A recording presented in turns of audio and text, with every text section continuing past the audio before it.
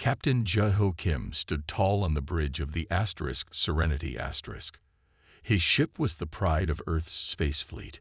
Today, they floated near the rings of Saturn, far from home. "Captain, we are picking up an unknown signal," said Officer Lee, his eyes wide. "It's not one of ours." Jeho walked to the screen. The signal was strong and clear. It was not random space noise. It had patterns. "Send our standard greeting message," Jeho ordered. His heart beat faster, but his voice stayed calm. Minutes passed. The crew waited in silence. Then the screen lit up. "Captain, we're getting a response." The message came with pictures. They showed a ship, unlike any human ship. It was smooth and curved, with no sharp edges. And there were images of beings, not human beings. "They want to meet," said Han Su, the ship's diplomatic officer. "They are sending coordinates near Saturn's outer ring." Jeho took a deep breath. "This is what we trained for. Prepare the meeting shuttle." 3 hours later, Jeho and Han Su sat in the small meeting room of their shuttle. A soft sound told them the other ship had docked. "Remember," said Han Su, "slow movements, no sudden gestures." The door slid open. 2 creatures entered. One looked like a giant bird with 4 wings and bright blue feathers. It had no beak, but a flat face with 3 eyes in a triangle pattern. The other was shorter, with wet, shiny skin that changed colors as it moved. It walked on 4 short legs and had 6 arm-like limbs. "Greetings from Earth," Jeho said, trying to keep his voice steady. The bird-like being tilted its head. A small device on its chest blinked. "Greetings from the Galactic Confederation," said the device in perfect English. "I am Relly of the Avarian Collective. This is Morai of the Aquatic Unity." Han Su stepped forward. "We are honored to meet you. I am Han Su, diplomatic officer of Earth. This is Captain Jeho Kim." The aliens looked at each other. The wet one, Morai, made bubbling sounds. "Your technology is impressive," said Relly through the translator. "Which elder race established your colony?" Jeho frowned. "Colony? Earth is our home world. Humans evolved there." More bubbling sounds from Morai. The translator spoke. "Your ship uses ion propulsion and basic gravity generators. These are early-stage technologies. We assumed you were a new colony of an established spacefaring race." "No," said Han Su. "We developed all our technology ourselves. We have been traveling in space for less than 100 years." The aliens went still. All 3 of Relly's eyes blinked rapidly. "That is unexpected," said Relly. "Your physical form resembles several known species. Are you certain you are not a genetic offshoot?" Jeho showed them pictures of Earth, of human cities and history. He explained how humans had gone from simple tools to space travel. The aliens examined everything carefully. "The Confederation consists of 17 species across 230 star systems," Relly finally said. "We would like to invite Earth to send representatives to our regional headquarters." "Where is that?" asked Jeho. "The planet you call Proxima Centauri b," said Morai. Han Su smiled. "Our closest stellar neighbor." "Yes," said Relly. "We have been watching your system for some time. We did not expect you to reach Saturn so quickly." As the meeting ended, Morai approached Jeho. "Your species moves very fast," the alien said. "Most take much longer to reach the stars." Jeho didn't know if this was a compliment or a warning, but one thing was clear: everything was about to change.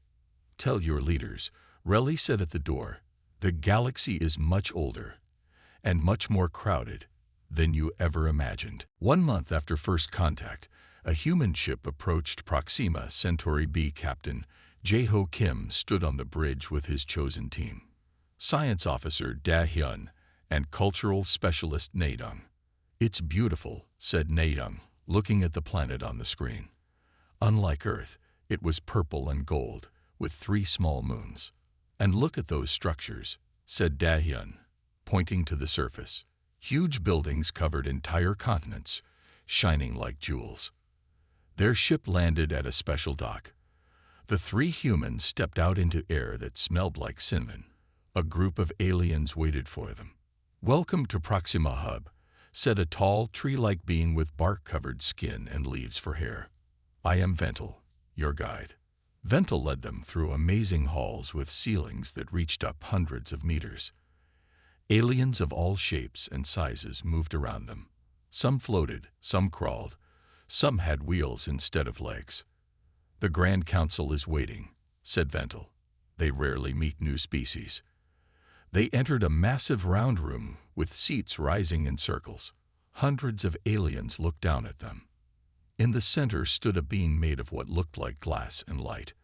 "I am High Elder Zin," it said. "We welcome Earth to this gathering." Jaiho bowed slightly. "We thank you for this honor." "Before we discuss membership," said Zin, "we must know your emergence age." Dahyun stepped forward. "What do you mean by emergence age?" A rock-like alien with crystals growing from its shoulders spoke up. "How long has your species been sentient? When did you first use tools, create art, develop language?" "Oh," said Dahyun, "humans have been anatomically modern for approximately 300,000 years. We began creating complex tools and art about 50,000 years ago." The room went completely silent. Then, all at once, many aliens started talking, some shouting, others making strange sounds. Zin raised 4 glowing arms. Silence. The room quieted. "Human, please repeat that number." 300,000 years, said Dahyun, confused by the reaction. "Is that unusual?" An alien that looked like a giant blue octopus floated forward. "The youngest member of the Confederation is the Morval, at 1.2 million years of sentience. Most of us are between 3 and 7 million years old. The elder races," it gestured to Zin, "have existed for over 15 million years." Naeyoung gasped. "But how?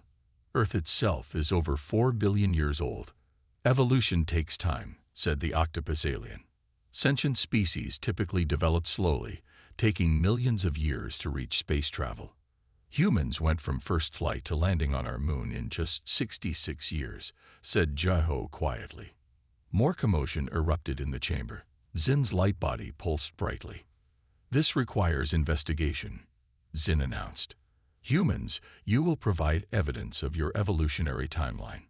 As they left the council chamber, Naeyoung noticed how the aliens now looked at them differently. With fear, with interest, she couldn't tell. In their private quarters, Jaiho paced back and forth. Why does our age matter so much to them? Dahyun was checking data on his tablet. In nature, things that grow too quickly are often dangerous. Cancer cells, invasive species. "Are you saying they see us as a disease?" asked Naeyoung. "I'm saying," Dahyun replied, "that we might be something they've never seen before. And unknown things are scary." That night, Jaiho couldn't sleep. He stood at the window, looking at the strange stars. Earth seemed very far away now. A message appeared on his screen. "Human Captain, attend special session tomorrow. Bring evidence of human history. The Council has classified humans as a Category 1 anomaly." "What does Category 1 mean?" Jaiho asked Ventil the next morning. The tree-like alien's leaves trembled slightly. "It means you are either a miracle or a threat." 2 weeks after the shocking council meeting, 5 alien ships arrived at Earth. They carried scientists from the Confederation. These aliens wanted to study humans and Earth's history. Taiwan, Earth's lead xenorchaeologist, met the alien scientists at a special base in Kenya. This place was important because it had the oldest human fossils. "Welcome to Earth," said Taiwan to the group of aliens. They looked very different from each other. One had 6 eyes and thick fur. Another floated in a tank of green liquid. A third looked like a tall insect with 4 arms. "We are here to confirm your species age," said the insect-like alien. Her name was Kiri. "I find it hard to believe you evolved so quickly." Taiwan smiled. "Let me show you our evidence." For the next 10 days, Taiwan took the aliens to important sites around Earth. They saw cave paintings in France that were 30,000 years old. They examined fossils showing how humans had changed over time. They studied ancient tools, from simple stone axes to complex machines. The aliens collected DNA samples from people all over the world. They measured human brains and studied how humans learn new skills. "Your species should not be possible," said Curie one evening. "You developed space travel just 100 years after inventing cars. It took my species 50,000 years to make that same progress." Taiwan was showing her how stone tools had changed over time. "Is that why the Council is worried about us?" Curie's antenna twitched. "Species that develop too quickly often burn out. They use up their resources or destroy themselves in wars." "We've had many wars," admitted Taiwan. "But we've also created art, music, and literature. We care about our planet." "Yet you're changing it faster than any species we've ever seen," said Curie. On the last day of their visit, a new ship arrived. It was larger and more impressive than the others. A tall reptilian alien stepped out. He had golden scales and wore a robe with strange symbols. "I am Grand Counselor Elveri," he said. "I have come to see these humans myself." Taiwan showed Elveri the research they had collected. The counselor said very little, just watched with his yellow eyes. That night, Elveri asked to speak with Taiwan alone. They walked under the stars near the research base. "Your kind puzzles us," said Elveri. "You should know that we have classified humans as an evolutionary anomaly." "What does that mean?" asked Taiwan. Elveri's long tail moved slowly behind him. "In our experience, species that evolve too quickly often self-destruct. 6 months passed since Earth joined the Confederation. Humans were now allowed to visit certain alien worlds, but many parts of Confederation space were still off limits. Maiho worked in the new Earth Embassy on Proxima Centauri b. She was an engineer who fixed communication systems. Every day she saw aliens using amazing technology that humans were not allowed to learn about. "It's not fair," Maiho said to her friend June, who worked with her. "They treat us like children." "Children who grow too fast," said June. "That's what the Morville ambassador called us yesterday." Maiho frowned. She was tired of being treated this way. That night, after everyone left, she stayed at her desk. The embassy was quiet. She pulled out a small device she had built. "Let's see what they're hiding," she whispered. Maiho had created a tool that could access the Confederation network. She knew it was against the rules, but she was too curious. Her device connected to the main system, bypassing the security blocks. For 3 hours, Maiho read files and documents that humans weren't supposed to see. She learned many things about the Confederation, but one file caught her attention. It was titled Human Cognitive Architecture. The file showed brain scans of humans compared to alien species. According to the data, human brains were different. The report said, "Unlike other species that develop in a linear pattern, humans show what we call quantum cognitive leaps, sudden jumps in innovation and problem-solving." Maiho read on, fascinated. Another part said, "Most species only use 15 to 20% of their evolutionary potential before reaching space travel.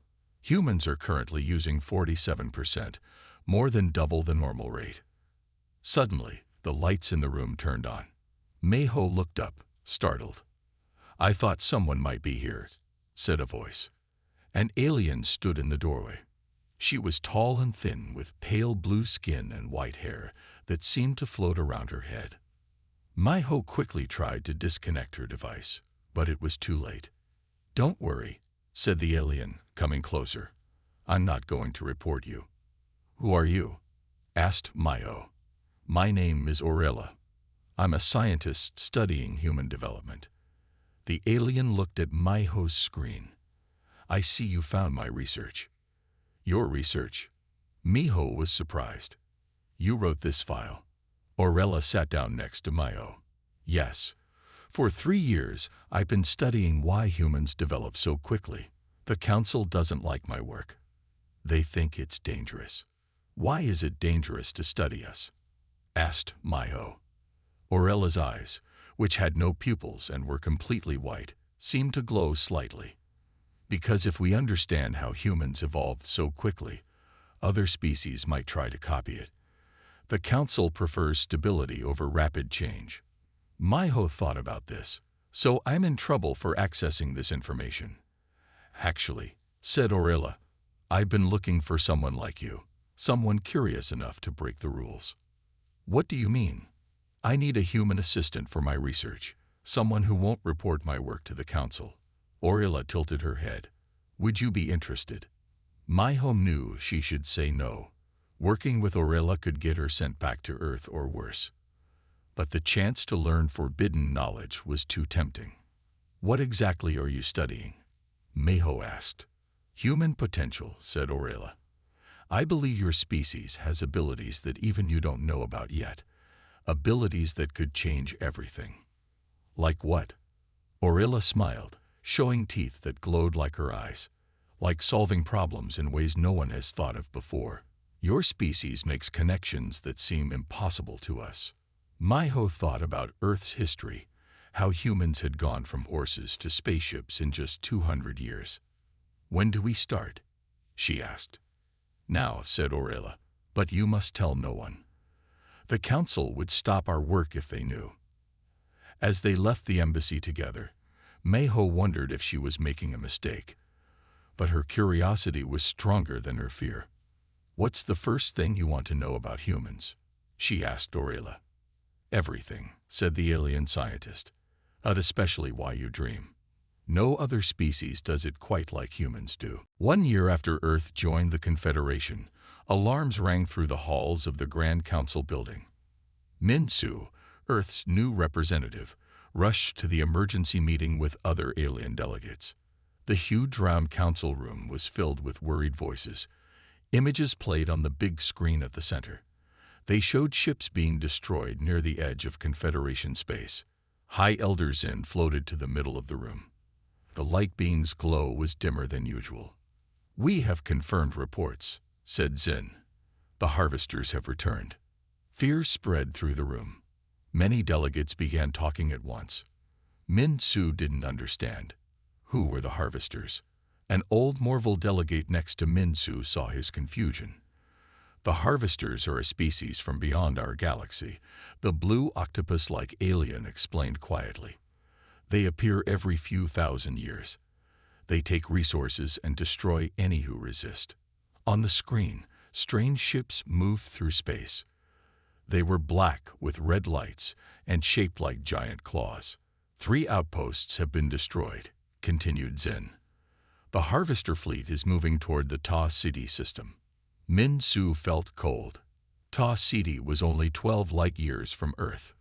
What is our defense plan? Asked a furry delegate from across the room. A military officer stepped forward.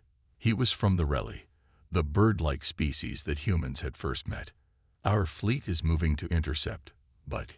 He paused. The harvester's technology has advanced since their last appearance. Our weapons may not be effective. Shocked silence filled the room. How is this possible? Asked a crystal being.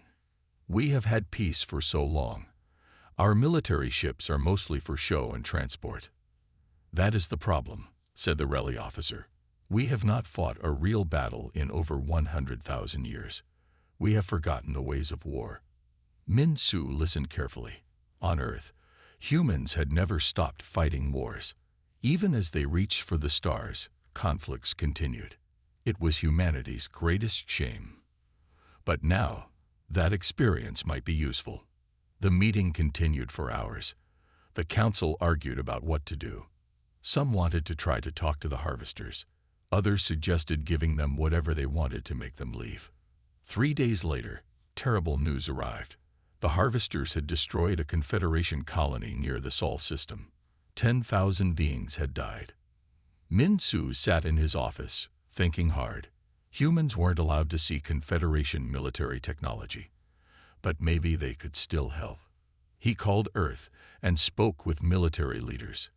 Then he requested another council meeting. "Esteemed delegates," Min Su said, standing in the center of the council room, "humans have a long history of conflict. It is not something we are proud of, but it has taught us much about strategy and defense." Some delegates looked uncomfortable. Others seemed interested. "We request permission to examine Confederation defense systems," Min Su continued. "We might see solutions that others have missed." "Impossible," said a tall delegate with green skin. "Humans are too primitive to understand our technology." "With respect," said Min Su, "sometimes a fresh perspective is valuable. You have had peace for 100,000 years. We have had war for 10,000 years." The room grew quiet. High Elder Zin floated closer to Min Su. "What exactly are you offering, human?" asked Zin. "A team of Earth's best military minds and engineers," said Min Su. "Let them look at your weapons and defenses. They might find ways to improve them." "And what do humans want in return?" asked a suspicious delegate. Min Su looked around the room. "The harvesters are 12 light years from our home. If they destroy you, we are next. Our payment is survival." After much debate, the council voted. It was close, but they agreed to let a human team examine their military technology. As Min Su left the council chamber, Grand Counselor Elveri caught up with him. "I hope you know what you're doing, human," said the reptilian alien.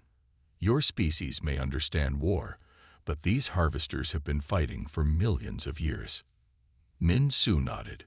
"True, but they've never fought humans before." The Confederation military base on Proxima Centauri b was huge. It covered an area as large as a small country on Earth.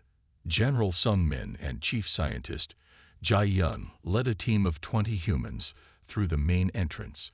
They had been chosen from Earth's best military minds and engineers. A group of aliens met them. The leader was a tall Reli named Commander Taken. His blue feathers were decorated with metal symbols. "Welcome," said Taken. "I must say, many of us are doubtful that your species can help, but the Council has ordered us to show you our systems." General Sung Min nodded. "We understand your doubts. We simply ask that you keep an open mind." For the next 3 days, the humans studied Confederation weapons and ships. The technology was amazing, far beyond what Earth had. But the humans noticed something strange. "They haven't changed their basic designs in 50,000 years," Jai Yun told Sung Min as they examined plans for Confederation ships. "They just make the same things more powerful." "And look at their battle formations," said Sung Min, showing her a screen with moving dots. "Always the same patterns. So predictable." On the 4th day, Sung Min called a meeting with Taken and other alien military leaders. "We have found several ways to improve your defenses," Sung Min said. "With just a few changes, we think your weapons could be 3 times more effective." The aliens looked at each other in disbelief. "Impossible," said an insect-like officer. "Our scientists have worked on these systems for thousands of years." Jai Yun stepped forward. She pointed to a model of a Confederation ship. "Your energy weapons are powerful, but they take too long to recharge.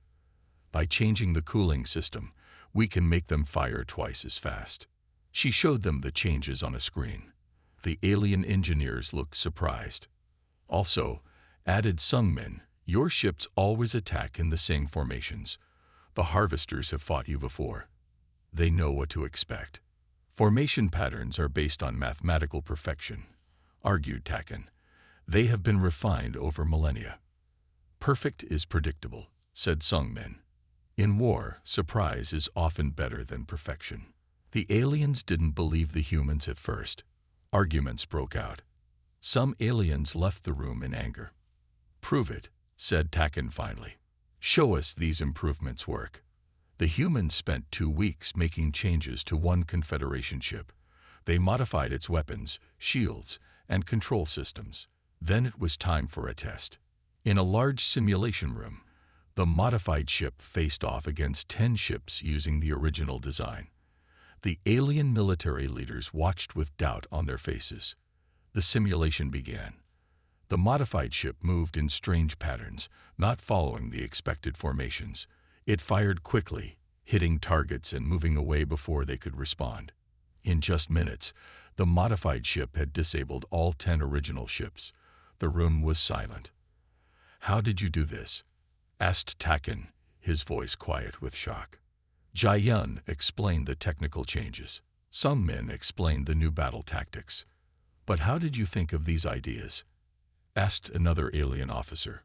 "Our best minds never considered these approaches." Some men and Jai-yun looked at each other. "Humans solve problems differently," said Jai-yun.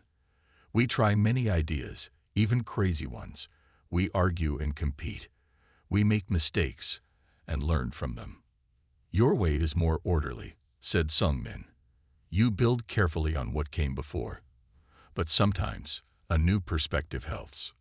News of the successful test spread quickly. The Confederation Council ordered all ships to be modified following the human designs.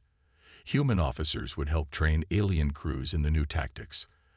As they left the simulation room, Taken stopped Sung Min. "I did not think your species could help us," the Reli commander said. "I was wrong." Sung Min nodded. "The real test comes when we face the harvesters." "Yes," said Taken. "They will reach Ta City in 30 days. Will we be ready?" "We'll make sure of it," said Sung Min. "Humans are good at working under pressure." Jai-yun smiled. "Very good. We've had lots of practice." The day of battle arrived. Near the star Ta City, 200 Confederation ships waited in space. They had been modified based on human designs. 30 human officers were on board different ships to help the alien captains. Commander Do-hyun sat next to Captain Zrel on the bridge of the Confederation flagship. The ship was much larger than any Earth vessel. Its crew included beings from 5 different species. "Harvester ships detected," said a sensor officer. 43 large vessels approaching. Do-hyun looked at the screen. The enemy ships were black with red lights. They moved in a tight group. "They're using the same formation they used in the last battle," said Do-hyun. Captain Zrel, a tall Reli with dark blue feathers, nodded. "They expect us to respond as we always have." "But we won't," said Do-hyun with a small smile. Zrel touched a control panel. "All ships, prepare for battle plan human."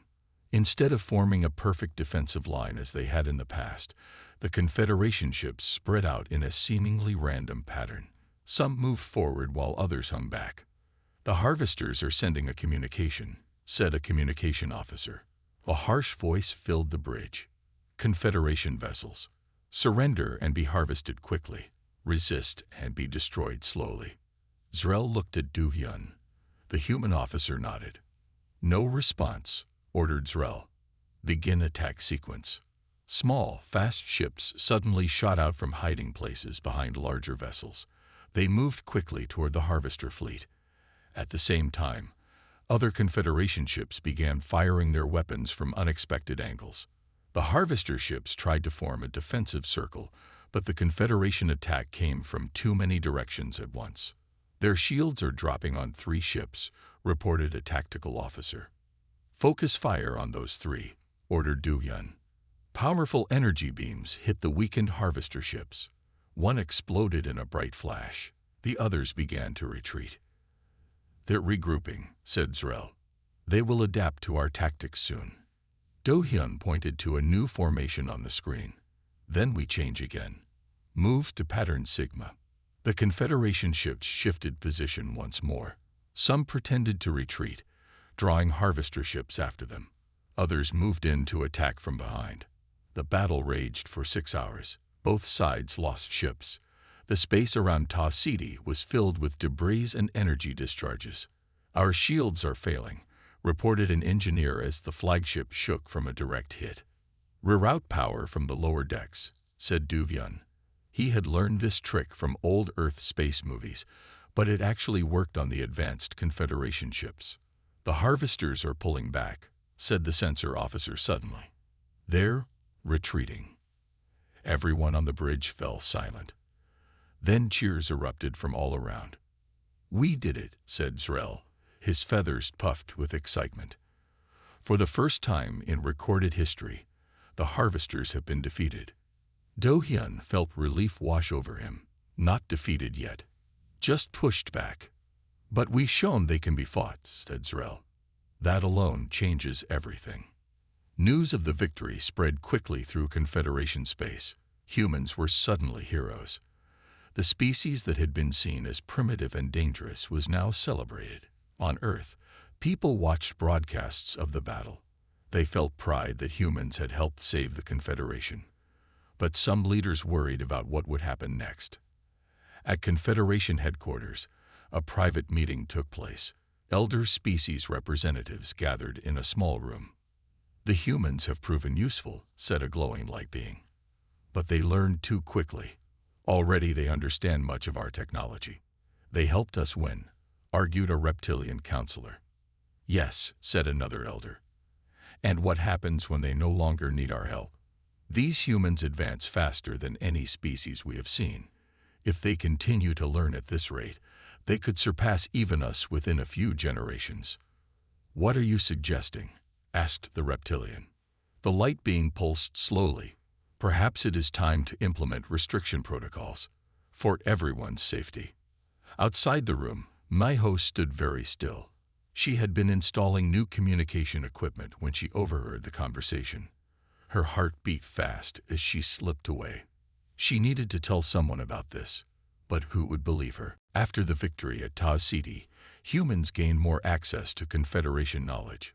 Su-jin, a historian from Earth, was allowed to study the great archives on Proxima Centauri b. She hoped to learn more about the harvesters and why they attacked. The archive building was enormous. It held records going back millions of years. Su-jin spent days looking through files and ancient texts with the help of a translation device. One morning, she found something strange. It was a file about the early days of the Confederation. According to the record, when new species joined, they went through a process called developmental adjustment. Su-jin frowned. What did that mean? She searched for more information. Deep in the archives, she found older records that explained more. What she read made her hands shake. When a species joined the Confederation, the elder species would secretly change their biology. They would slow down how fast the new species could think and learn. They called this stabilizing the species. They limit other species' development. Su-jin whispered to herself. But why? She kept reading. The records said this practice started 7 million years ago after a terrible war. Before that time, species had developed much faster. Some had gained abilities that the records called beyond physical. Su-jin worked late into the night. She found more disturbing information. The harvesters were not invaders from another galaxy as everyone believed. They were actually a species that had left Confederation space long ago. According to the oldest records, the harvesters were once called the Varine.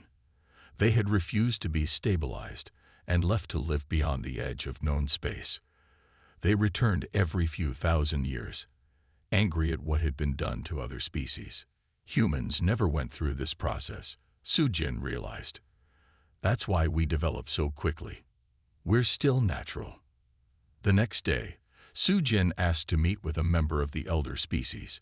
She was granted time with Zorax, a being made of crystal and light, who was over 10 million years old. They met in a quiet garden room. Su-jin was nervous but determined to get answers.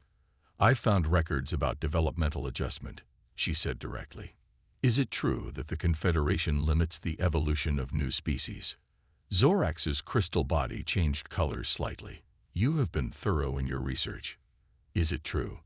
Su-jin asked again. Zorax was quiet for a moment. Yes, it is done for the safety of all. Why? What are you afraid of? Long ago, said Zorax, species evolved much faster. Some developed abilities you would think impossible. They could move objects with their minds. Some could see the future or travel between stars without ships. That sounds amazing, said Su-jin. Why stop it? Because it led to destruction, said Zorax. Species with these powers fought terrible wars. Entire solar systems were destroyed. Some species try to become like gods, controlling others. Su Jin thought about this, and the harvesters, the Varine, they refused this adjustment. Yes, they left rather than be limited. They believe all species should develop naturally, no matter the risk. Zorax moved closer to Su Jin, but they do not remember the horrors of those ancient days. We do. What about humans? Asked Su Jin. We haven't been adjusted. No, admitted Zorax. You developed too quickly and made contact before we could implement the process. That is why many on the council are concerned about your species. Su Jin stood up. You have no right to change us without our knowledge. It would be for your own protection, said Zorax. Without limits, species often destroy themselves or others. Or they might create something wonderful, argued Su Jin. You've taken that choice away from countless species.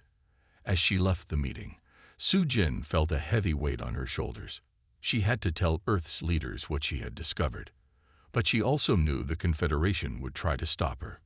Mai Ho was waiting outside. I need to talk to you, she said urgently. I overheard something important about humans. I know, said Su Jin. They want to limit us like they did to the others. Mai Ho looked surprised. How did you? I found the records, said Su Jin. And we need to warn Earth before it's too late. 1 month after Su Jin's discovery, representatives from all Confederation species gathered for an emergency meeting. The Grand Council chamber was filled to capacity. Tension filled the air. Ambassador Ju-won stood at the center of the room, speaking for Earth. Behind him stood Su Jin, Mai Ho, and other humans who had learned the truth about the Confederation's practices. Distinguished delegates, Ju-won said, his voice firm but calm. We have called this meeting because we face a choice that will shape the future of all our species. High Elder Zen floated forward. Earth has broken our most sacred rules. You have accessed restricted information and spread it to other species. Information that should never have been hidden, replied Ju-won. You have been limiting the natural development of species without their knowledge or consent. Murmurs spread through the chamber. Many of the younger species had not known about these practices. It was necessary, said Zen. You do not understand the dangers of unrestricted evolution. Perhaps, said Ju-won. But it should have been each species' choice to make. Grand Counselor Elveri stepped forward. What humans fail to understand is that we have seen the destruction that comes with rapid development. Species that evolve too quickly often gain great power before they gain wisdom. We understand the risks, said Ju-won, but we believe there is another way. Su Jin stepped forward with a data device. We have studied your records of the ancient wars. Yes, species develop dangerous abilities, but the problem wasn't their power. It was how they used it. Mai Ho joined them. Humans have a saying, power corrupts. But it doesn't have to be that way if power comes with responsibility. Ju-won nodded. The Confederation has chosen safety through limitation. The harvesters, the Varine, chose freedom without guidance. Both paths led to problems. What do humans propose instead? Asked a delegate from a younger species. A third path, said Ju-won. Natural evolution with ethical guidance. Species develop at their own pace, but with shared wisdom from others who have walked similar paths. Impossible, said Zen. Without restrictions, some will always choose domination. Some might, agreed Ju-won. But with the right guidance, many will choose cooperation instead. Humans have fought many wars, but we've also created art, music, and dreamed of peace among the stars. The debate lasted for hours. Some species supported the humans. Others feared change. The elder species warned of ancient horrors returning if restrictions were lifted.